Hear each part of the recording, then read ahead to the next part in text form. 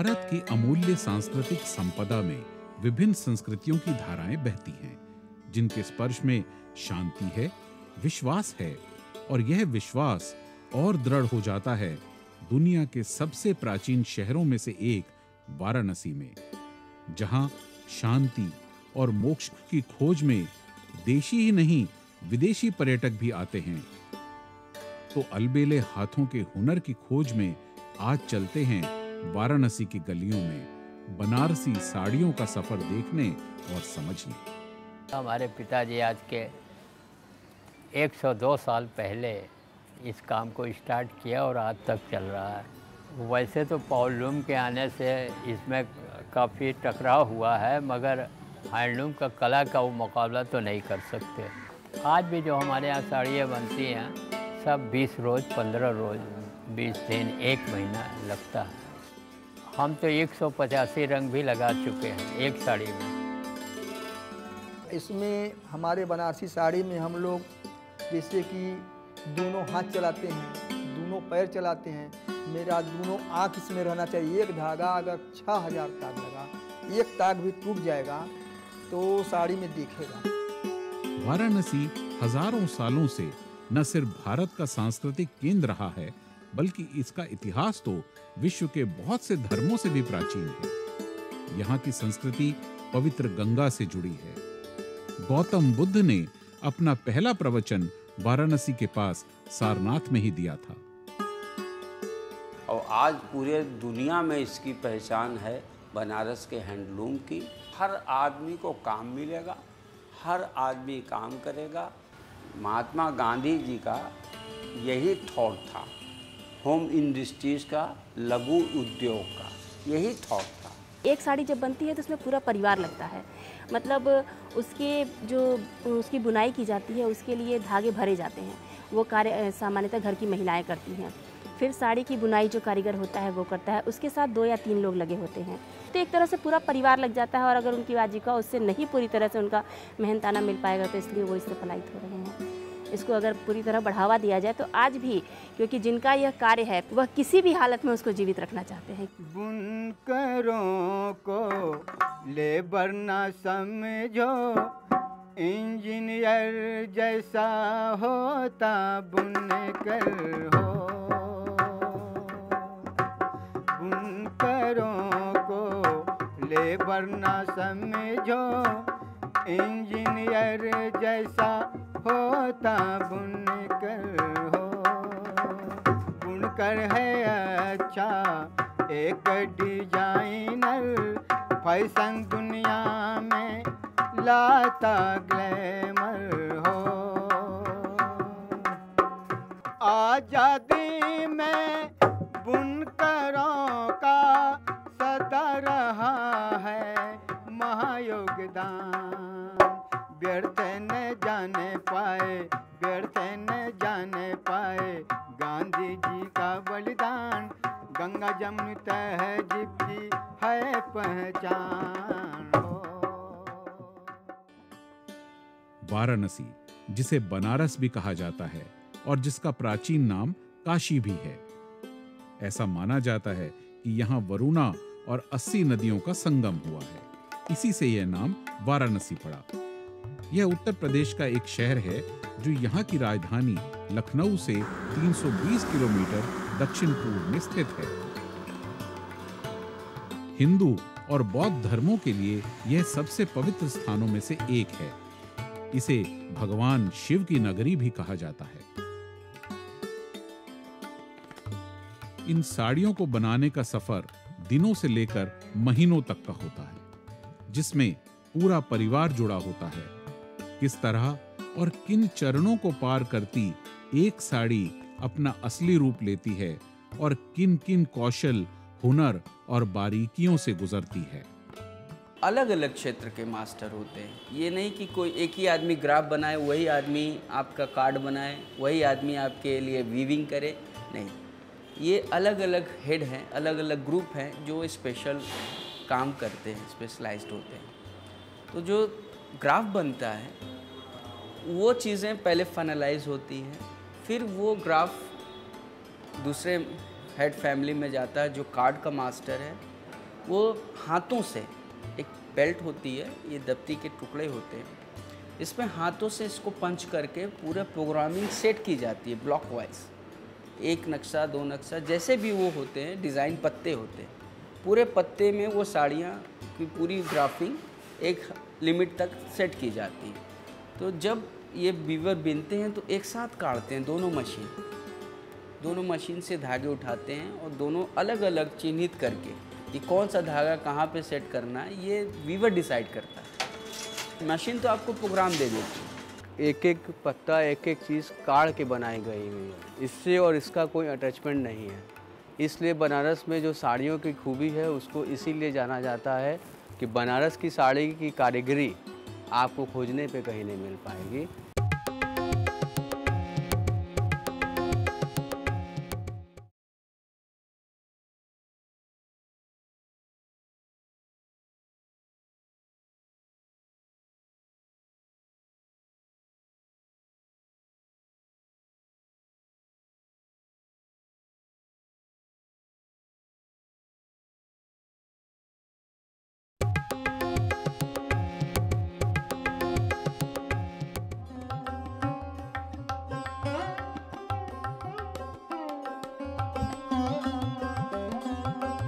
इन साड़ियों का सृजन आकार लेता है कागजों पर डिजाइन के रूप में।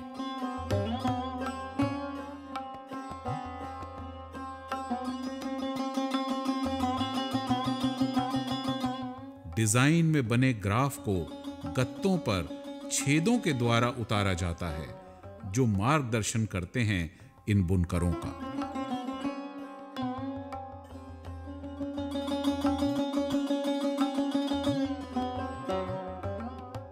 बेंगलोर और देश के अन्य शहरों से मंगवाए धागे बहुत सावधानी से ढाले जाते हैं अपने अपने रंगों में।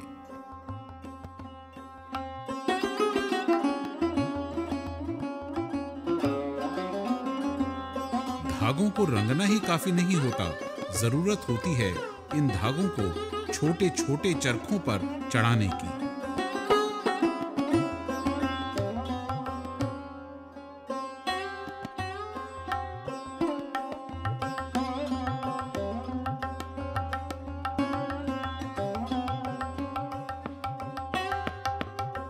हजारों धागों को महीनों तक महीन डिजाइन में पिरोकर तैयार होती है हर बनारसी साड़ी।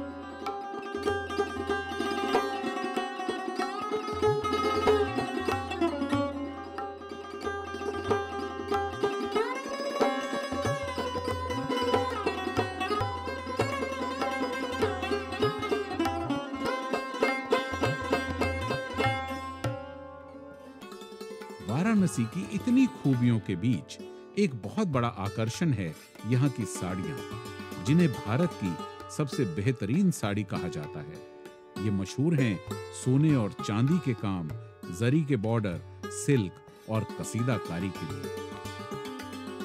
एक एक पत्ता, एक एक चीज़ काढ़ के बनाई गई हुई है। इससे और इसका कोई अटैचमेंट नहीं है।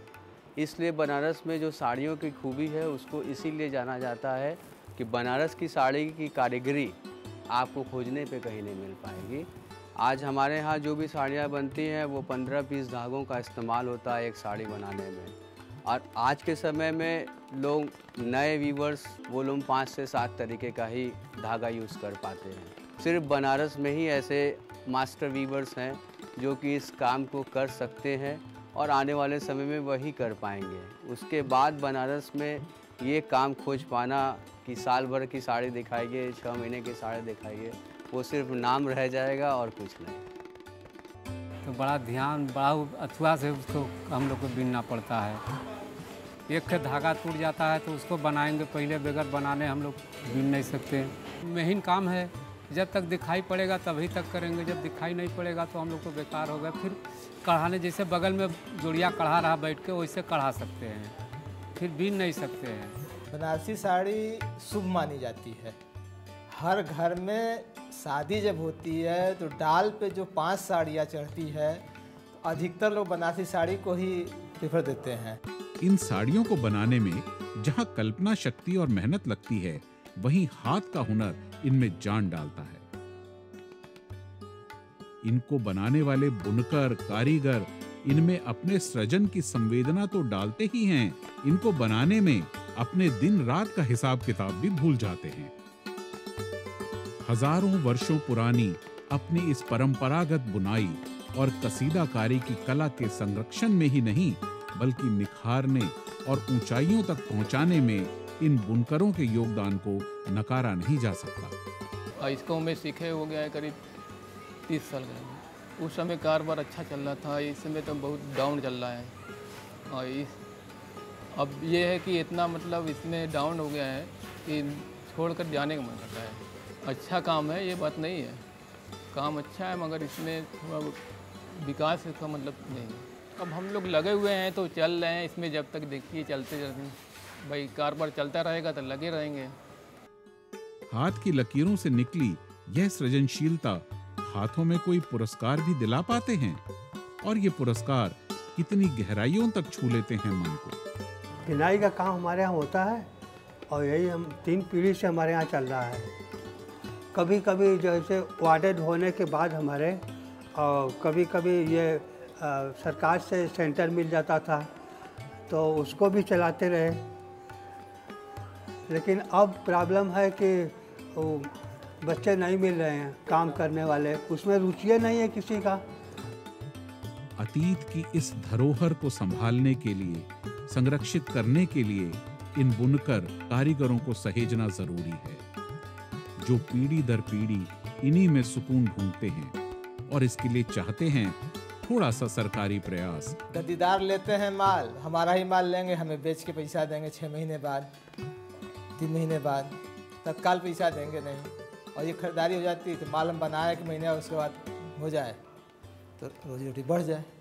हस्तकरघा साड़ी बीन रहे हैं, हमको कम से कम 58-59 साल हो गया।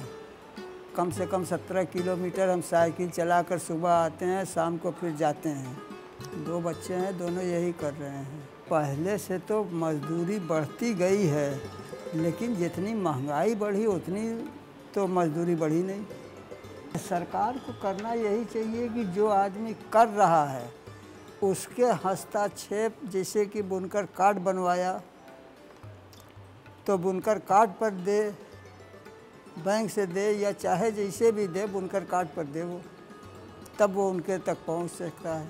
हम लोगों की साड़ी देखने के बाद ग्राहक का मन, भले जेब में पैसा ना हो, मगर एक बार उसका मन तो ही करता ही है कि एक साड़ी ले लें अपने बेटी की शादी के लिए।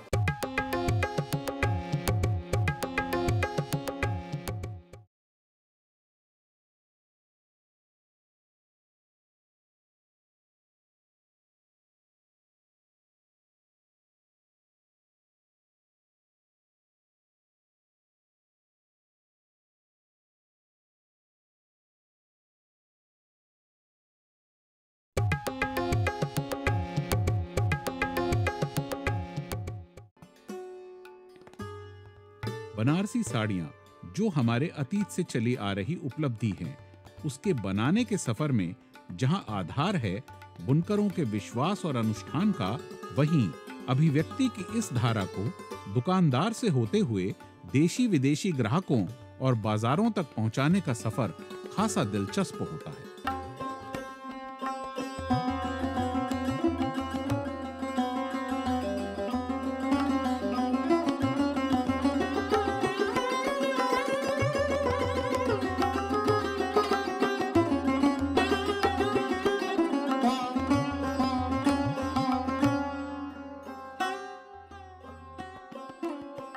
सट्टी पर दुकानदार की उपस्थिति में सीधे ग्राहक को स्वयं कारीगरों द्वारा साड़ी बेचना जीवंत तो होता ही है, मनोरंजक भी होता है, जहां दोनों पक्षों के ठगने ठगाने के मौके कम हो जाते हैं।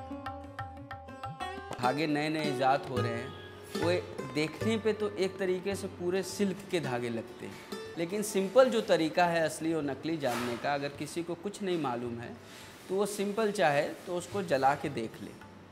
जलाने पे सिल्क के धागे जो हैं वो हमारे बाल और स्किन की तरह महकते हैं, और अमूमन जो दूसरे नकली धागे होते हैं वो आपको थोड़ा स्मेल प्लास्टिक यूज़ के तरह आएगा, और उसको जब आप हाथों से मसलेंगे रियल जो होगा वो डस्ट, ब्लैक डस्ट हो जाएगा, लेकिन जो नकली धागे होंगे वो प्लास्टिक की तरह गुत्थी बन जाएगी उसमें। जरी, रंग, डिजाइन की इस अभिव्यक्ति में बुनकर अपने मन की व्यथा की, अपनी जरूरत और इच्छाओं का आकलन कैसे करते हैं? या कोई व्यथा होती ही नहीं है, मन में टीसती हुई? कला का तो काम जरूर है, यही तो आज अफसोस हमको करने पर है।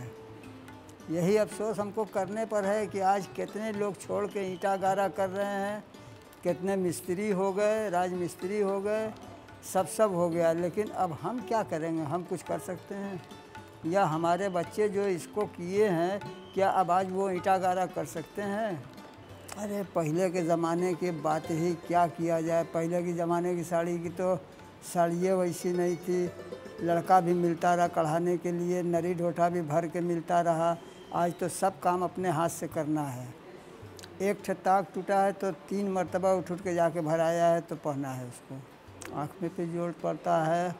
ये हर चीज़ तो चलती रहती है, दोनों हाथ, पाँव, आँख, मूड़ी, हर चीज़ जब तक घुमाएंगे नहीं तब तक देखेगा नहीं सब। घंटे 2 घंटा के बाद ऐसा होता है कि मालूम होता है कि ये दर्द कर रहा है तो ये दर्द कर रहा है, लेकिन किया क्या जाएगा? करना तो है ही है, कोई मेल माल के करो।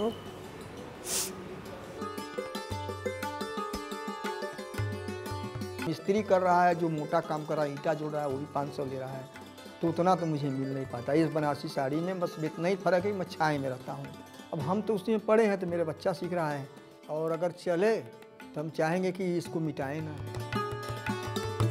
इस उद्योग के साथ नई संभावनाओं का बोध तो है ही, पर हाथों के हुनर से मशीनों की बराबरी एक चुनौती भी है।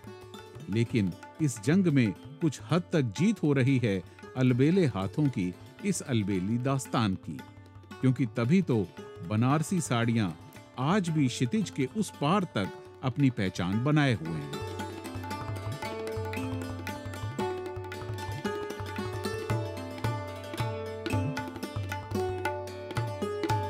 जब जो हम लोग डिज़ाइन पर ज़्यादा मंथन करते हैं, इसलिए अगर ग्राहक को तो रुचि होगा ही। हम लोगों की साड़ी देखने के बाद ग्राहक का मन, भले जेब में पैसा ना हो, मगर एक बार उसका मन तो ही करता ही है कि एक साड़ी ले ले अपने बेटी की शादी के लिए।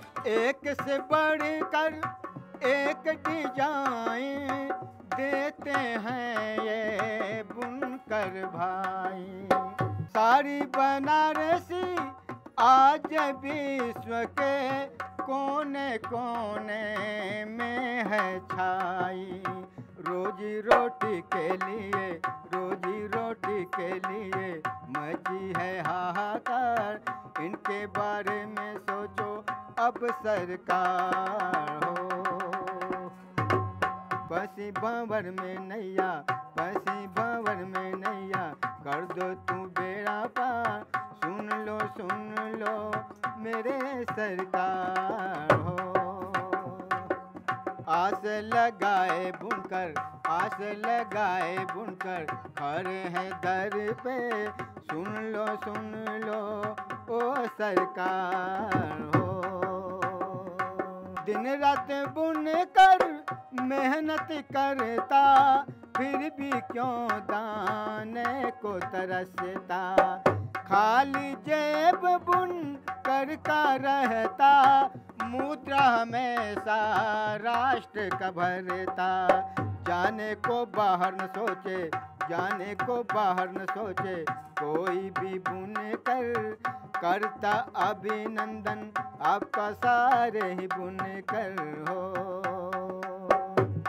बुनकरों को लेबर न समझो, बुनकरों को लेबर न समझो, इंजीनियर जैसा होता बुनकर, इंजीनियर जैसा होता बुनकर, इंजीनियर।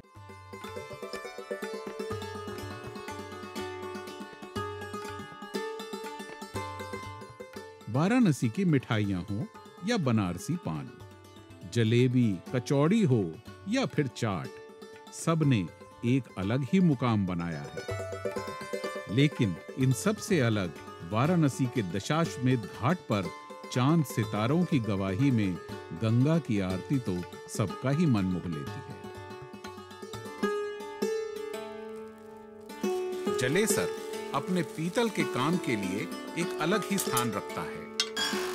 पीतल के घंटे और घुंघरुओं के लिए सिर्फ जलेसर का ही नाम आता है।